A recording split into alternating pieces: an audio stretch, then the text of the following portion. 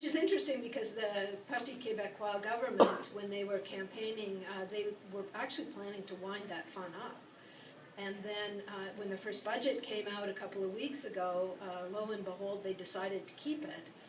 And I was really surprised at that, but apparently it was the price that the Liberals were demanding to not defeat the government on its first budget. So something good came out. Anyhow, the larger of the two Canadian funds that we have is the one in Alberta.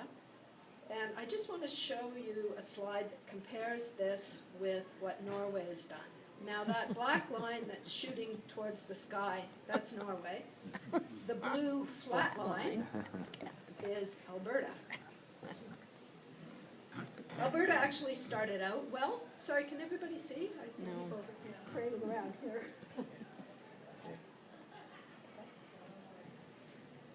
Alberta started out fairly well. They were taking 30% of their oil and gas revenues and putting them into the fund.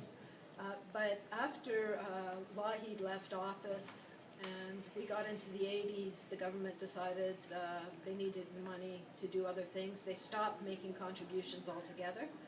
And they have done some sporadically, but not with the consistency of Norway. Just before Peter Lougheed died, he was saying, well, you know, had they even stuck to his 30% every year, that fund would have been worth about $100 billion today. Instead, it's worth about $16 billion. But it's not just Norway among countries around the world that have decided that taking these revenues from resources and putting them aside is a good idea. On the map that you can see, all those light blue areas are countries that have set up sovereign wealth funds backed by their resource revenues. Now, most of them are oil and gas, but there are some that are just pure mining. For example, Chile set up a copper fund and has put, they've set up a different sort of formula. When the price of copper goes over a certain amount, then the government revenues that come from that increase are set aside in a fund. Yeah, but, and it's not just rich or even moderately rich countries. You can see there's a lot of poor countries on that list as well. I mean, Timor-Leste has hardly been a country, and they've already set up a sovereign wealth fund to handle their offshore oil and gas revenues.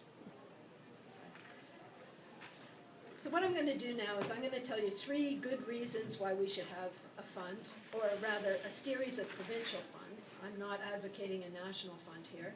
And then I'll give you 3 of the main objections to that, and then I'd like to open it up and hear what you have to say about whether it's a good idea or not.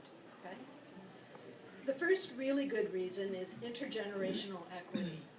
The idea is that the revenues that governments get from resources aren't like any other revenues they get, because they're actually getting it from a resource that belongs to the people and is going to be exhausted at some point.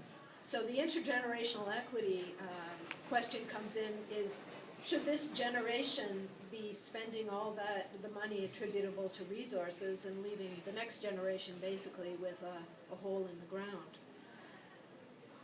Resource revenues are more like a capital asset. They're the asset that belongs to the people.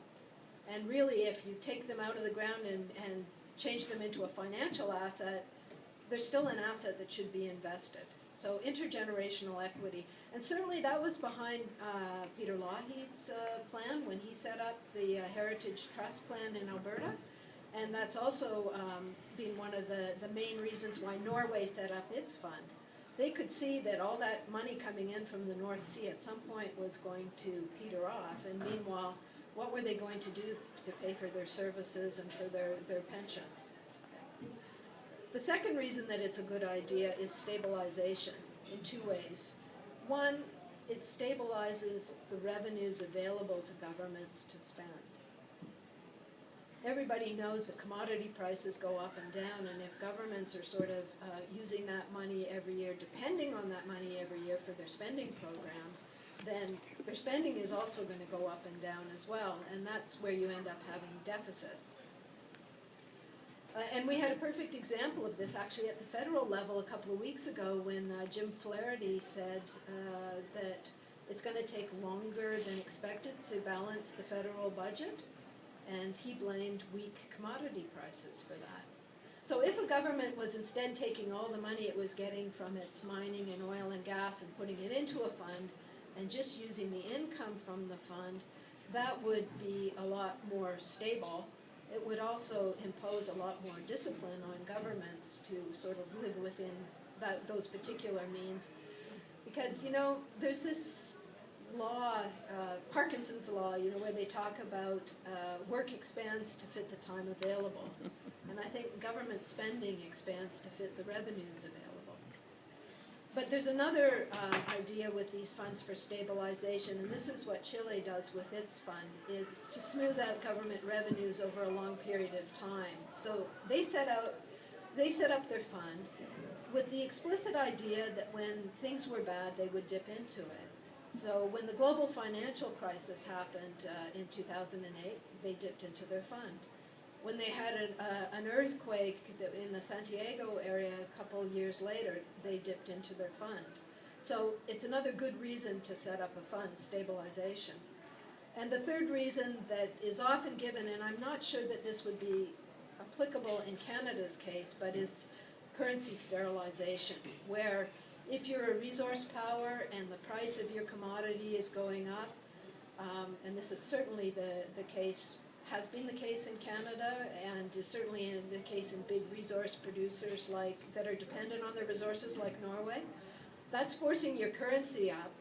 So if you can take the money from the fund and invest it abroad, and so you're having to sell, Norway's buying foreign assets, they're selling Norwegian krona, that's putting a counter pressure on their currency. It's a way of what they call currency sterilization, so it's not just forcing the currency through the roof. There is some counter pressure on it. I say I don't know that it would necessarily work in Canada because I'm not sure you could. The asset that's getting the most revenue that's forcing up the dollar partially is the oil in Alberta, and I'm not sure a single provincial fund could get that big. But anyhow, it's the rationale behind some of these other funds. And it's funny, we had a bit of a discussion about this in Canada. Do you know when we were starting to talk about Dutch disease?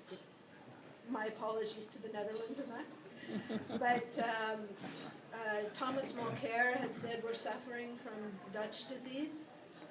And unfortunately, the conversation deteriorated after that. I mean, we really should have had a good adult conversation about that, and instead we had comments about Thomas Mulcair was calling Alberta diseased, which wasn't the case at all.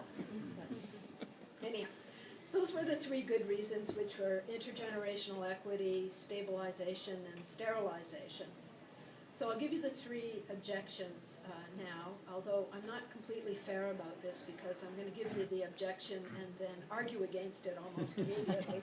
However, the first objection is we need the money now. In fact, when the report came out, a reporter went up to Joe Oliver, the Natural Resources Minister, and said, hey, you know, this sounds like a good idea. Are we going to set up a sovereign wealth fund? And he said no, because that money will not be available for health or education or infrastructure. It's funny how they always pick those programs that, you know, the public wouldn't do without. But that is true. You know, if you took the resource revenues and put them in a fund, they are not available for current spending. The income from the fund is, but not the revenues themselves. But this is not necessarily an either-or situation. As in Alberta, they took 30% and put it in. Well, they were using 70% for current spending, so there's no particular reason why you couldn't set up a fund and start at least at a smaller basis and start ramping up. The second objection is, and it's related to the first, that if you are using resource revenues for education or health or infrastructure, then in fact you are investing for future generations. So the whole intergenerational equity question is satisfied. And there's two observations to make here, and the first is, that's true, but there's no guarantee that future governments will continue